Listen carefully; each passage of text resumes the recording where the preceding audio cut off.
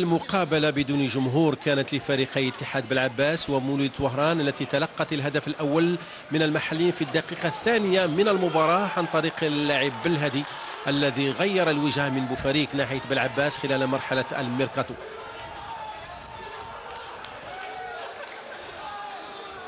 الهدف جاء مبكرا وأخلط أوراق المولودية التي عانت في هذه المرحلة من هجمات العناصر المحلية تارة ومن هبوب الرياح التي صعبت من المهمة تارة أخرى.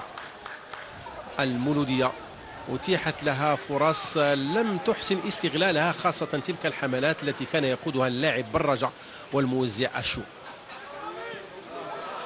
الحظ لم يكن حليف الزوار رغم الإرادة التي كانت متوفرة، والاتحاد حاول إضافة أهداف أخرى لتأمين النتيجة، لكن دفاع المولودية كان يقظا في شتى المراحل خوفا من ثقل الهزيمة. المرحلة الأولى انتهت بهدف لصفر لصالح اتحاد بلعباس أمام مولود وهران.